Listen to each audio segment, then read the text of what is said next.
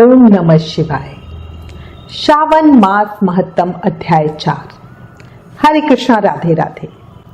श्रावण मास महत्तम के अध्याय 3 में भगवान शिव ब्रह्मा पुत्र सनत कुमार को श्रावण महाव्रत तथा भगवान शिव की लक्ष्य पूजा का वर्णन कर रहे थे। आज इस अध्याय में धारणा पारणा व्रत, मासोपवास व्रत और रुद्रवर्ती व्रत आदि की विधि के साथ वैश्या सुगंधा की कथा सुनेंगे और जानेंगे कि महापापी वैश्या शिवलिंग में विलीन कैसे हो गई। शुरू करते हैं। भगवान सदाशिव ने श्री सनत कुमार जी से कहा, हे सनत कुमार, हे ब्रह्मा पुत्र, अब मैं तुम्हें धारण पारण व्रत का वर्णन करूंगा। तुम ध्यान पूर्वक सुनो। प्रतिपदा के दिन से आरंभ करके सर्वप्रथम पुण्य आवाचन कराना चाहिए। इसके बाद मेरी प्रसन्नता के लिए धारण पारण व्रत का संकल्प करना चाहिए। एक दिन व्रत धारण करें और दूसरे दिन व्रत का पारण करें। धारण में उपवास तथा पारण में भोजन होता है। श्रावण मास के समाप्त होने पर सबसे पहले पुण्य आवाचन और कीर्तन कराना चाहिए। इसके बाद हे मानव आचार्य तथा अन्य ब्राह्मणों का वरण करना चाहिए। तत्पश्चात पार्वती तथा शिव की स्वर्ण निर्मित प्रतिमा को जल से भरे हुए कुंभ पर स्थापित करना चाहिए। फिर रात भर भक्ति द्वारा अर्चना करनी चाहिए। रात को शिव महापुराण का श्रवण कीर्तन आदि करते हुए जागरण करना चाहिए। अगले दिन स्नान व दैनिक कार्यों से निवृत्त होकर हवन करना चाहिए। हवन में त्र्यंबकम यजामहे मंत्र का जाप करते हुए तिल और चावल से आहुति देनी चाहिए।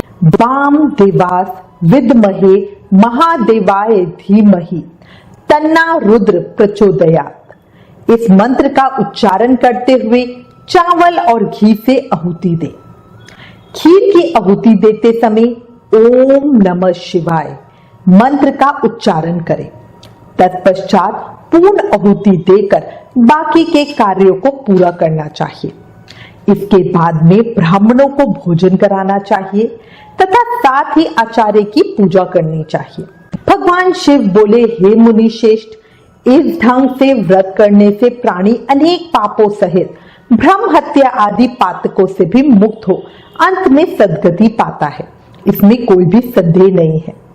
अतएव इस महाव्रत को अवश्य करना चाहिए। शिव बोले, हे सनत कुमार, अब मैं तुम्हें इस श्रावण मास में किए जाने वाले व्रत की विधि कहता हूँ। आप ध्यान पूर्वक सुने।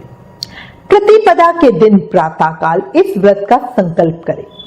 स्त्री हो या पुरुष, मन तथा इंद्रियों को नियंत्रित करके इस व्रत को करें। इस व्रत को करने के लिए ब्रह्मचार्य व्रत धारण करते हुए व्रत का संकल्प लेना चाहिए।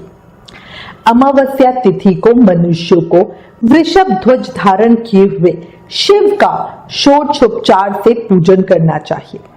तदनंतर अपनी सामर्थ्य के अनुसार वस्त्र तथा अलंकार आदि से ब्राह्मणों का पूजन करें, उन्हें भोजन कराएं तथा प्रणाम करके विदा करें। इस प्रकार से किया गया मास उपवास व्रत मेरी प्रसन्नता कराने वाला होता है। रुद्रवती विधि में संख्या 1 लाख होनी चाहिए। साधारण रुई से 11-11 बत्तियां बनाएं। यह बत्तियां मेरी प्रियता के कारण रुद्रवर्ती कहलाती हैं। श्रावण मास के प्रथम दिन ही संकल्प करें और कहें, श्रावण मास में देवों के देव महादेव हैं। मैं भक्ति से उन गौरीश की 1 लाख बत्तियों से आरती पूजा अर्चना करूंगी। यह संकल्प करने के पश्चात प्रतिदिन 1000 बत्ती द्वारा पूजन करना चाहिए। श्रावण मास समापन पर 1000 बत्ती से आरती करनी चाहिए या प्रतिदिन 3000 बत्तियों द्वारा आरती करनी चाहिए और अंतिम दिन 13000 बत्तियों द्वारा आरती करनी चाहिए या एक ही दिन में 1 लाख रुद्रवर्ती को प्रज्वलित करना चाहिए। यह बत्तियां मुझे अत्यधिक प्रिय हैं। इनको शुद्ध घी से सिंचित करना चाहिए। संसार के स्वामी भगवान सदाशिव का पूजन करके कथा सुननी चाहिए। श्री सनत कुमार ने भगवान श्री सदाशिव से कहा, हे देवादिदेव, हे जगन्नाथ, हे जगद आनंद कारक, कृपया करके आप मुझे इस व्रत का प्रभाव बताएं। हे प्रभु, इस व्रत को सर्वप्रथम किसने किया तथा इसके उद्यापन में क्या विधि होती है? भगवान सदाशिव बोले, हे ब्रह्मा के पुत्र, मैं अब तुम्हारे सम्मुख इस व्रत को कहूंगा, ध्यान पूर्वक सुनो। यह व्रत सब व्रतों में शेष तथा महान पुण्य प्रदान करने वाला है, साथ ही संपूर्ण पाप ताप को हरने वाला है। इससे प्रीति तथा सौभाग्य की प्राप्ति होती है। पुत्र पौत्र समृद्धि को देने वाला यह व्रत भगवान श्री सदाशिव को अत्यंत प्रिय है। इस व्रत को करने से उत्तम शिवलोक की प्राप्ति होती है। सत्य तो यह है कि तीनों लोकों में रुद्रवर्ती जैसा दूसरा कोई भी व्रत नहीं है। इसके संबंध में अब मैं एक पुरातन कथा कहूंगा, ध्यान पूर्वक सुनो। शिप्रा नदी के सुंदर तट पर उज्जैनी नामक सुंदर नगरी थी। उस नगरी में सुगंधा नाम की एक परम सुंदर वैश्या रहती थी। उसने अपने साथ संसर्ग करने के लिए अत्यंत दुस्सहाय शुल्क निश्चित किया था। 100 स्वर्ण मुद्रा देकर संसर्ग करने की शर्त रखी थी। उस सुगंधा ने युवकों तथा ब्राह्मणों को भ्रष्ट कर दिया था। उसने राजाओं तथा राजकुमारों को नग्न करके उनके आभूषण आदि लेकर उनका बहुत तिरस्कार किया था। इस प्रकार उस सुगंधा ने बहुत लोगों को लूटा था। उसके नाम के अनुसार उसके शरीर की सुगंध से कोस भर का स्थान सुगंधित रहता था। वह पृथ्वी तल पर रूप लावण्य और कांति की मानो निवास स्थली थी। वह 6 रागों और 36 रागनियों के गायन में तथा उनके अन्य बहुत से भेदों की भी गान क्रिया में अत्यंत कुशल थी। वह नृत्य में रंभा आदि देवगनाओं को भी तिरस्कृत कर देती थी और अपने एक एक पग पर अपनी गति से हाथियों तथा हंसों का उपहास करती थी। किसी दिन वह सुगंधा कटाक्षों तथा बहुचालन के द्वारा काम बाणों को छोड़ती हुई कीड़ा करने के विचार से शिप्रा नदी के तट पर गई। उसने ऋषियों के द्वारा सेवित मनोरम नदी को देखा। वहां कई विप्र ध्यान में लगे हुए थे तथा कई जप में लीन थे। कई शिव अर्चना में रत थे तथा कई विष्णु के पूजन में तल्लीन थे।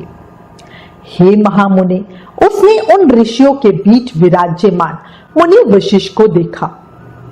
उनके दर्शन के प्रभाव से उस पापिन की बुद्धि धर्म में प्रवृत्त हो गई। जीवन तथा विशेष रूप से विषयों से उसकी विरक्ति हो गई। वह अपना सर झुकाकर बार बार मुनि को प्रणाम करके अपने पापों की निवृत्ति के लिए मुनिशेष वशिष्ठ जी से उपाय पूछने लगी। सुगंधा बोली, हे अनाथनाथ, हे विपेंद्र, हे सर्व विद्या विशारद, हे योगीश, मैंने बहुत से पाप किए हैं। अतः हे प्रभु, उन समस्त पापों के नाश के लिए मुझे उपाय बताइए। भगवान सदाशिव ने श्री सनत कुमार से कहा, हे सनत कुमार, उस सुगंधा के इस प्रकार कहने पर वे दीन वत्सल मुनि वशिष्ठ अपनी ज्ञान दृष्टि से उसके कर्मों को जानकर आदर पूर्वक कहने लगे। श्री वशिष्ठ जी बोले, तुम मेरी बात ध्यान पूर्वक सुनो। मैं अब तुम्हारे सम्मुख उस उपाय को कहूंगा जिससे कि तुम्हारे समस्त पापों का नाश हो सकता है। हे भद्रे, तीनों लोकों में विख्यात वाराणसी में जाओ। वहां जाकर तीनों लोकों में दुर्लभ महान पुण्य देने वाले तथा शिव के लिए अत्यंत प्रीतिकर रुद्रव्रती नामक व्रत को उस क्षेत्र में करो। यह व्रत महान पुण्य देने वाला तथा शिव की भक्ति में मन को लगाने वाला है। हे भद्रे, इस व्रत को करके तुम परम गति प्राप्त करोगी। भगवान सदाशिव ने श्री सनत कुमार से कहा। महर्षि वशिष्ठ जी के वचन सुनकर सुगंधा अपना धन लेकर सेवक तथा मित्रों सहित काशी में पहुंची और उसने वहां जाकर वशिष्ठ जी के द्वारा बताए गए विधान के अनुसार व्रत किया। बस फिर क्या था, वह वैश्या पंच भौतिक शरीर को त्याग कर शिवलिंग में विलीन हो गई। हे सनत कुमार, इस प्रकार जो स्त्री इस परम दुर्लभ व्रत को करती है, वह जिस जिस वस्तु की भी इच्छा करती है, वह उसे निस्संदेह प्राप्त करती है। हे सुव्रत, अब आप मणि क्रिया वृत्तियों का महत्व सुनिए।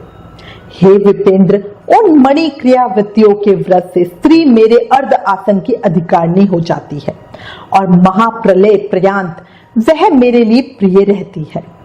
अब मैं इस व्रत की संपूर्णता के लिए उद्यापन का विधान बताऊंगा।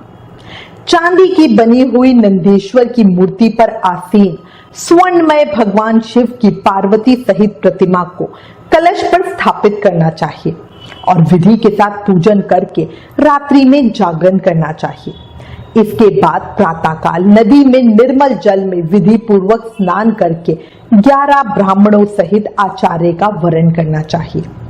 तत्पश्चात रुद्र सूक्त से अथवा गायत्री से अथवा मूल मंत्र से घृत, खीर तथा बिल्व पत्रों का होम करना चाहिए। इसके बाद पूर्ण आहुति होम करके आचार्यों आदि की विधिवत पूजा करनी चाहिए तथा सपत्नी 11 उत्तम विप्रों को भोजन कराना चाहिए। हे सनत कुमार, जो स्त्री इस प्रकार से व्रत करती है वह समस्त पापों से मुक्त हो जाती है। तत्पश्चात विधान पूर्वक कथा सुनकर स्थापित की गई समस्त सामग्री ब्राह्मण को दे देनी चाहिए। इससे निश्चित रूप से 1000 अश्वमेध यज्ञों का फल प्राप्त होता है। इस प्रकार श्री स्कंद पुराण के अंतर्गत ईश्वर और सनत कुमार संवाद में श्रावण मास महत्तम में धारणा पारणा मासोपवास रुद्रवृत्ति कथन नामक चौथा अध्याय संपूर्ण। शिव शंकर के पावन व्रत की विधि और महत्व सुनने मात्र से प्राणी का कल्याण होता है। इसलिए जोर से जयकारा लगाओ और बोलो जय शिव शंभू, ओम नमः शिवाय।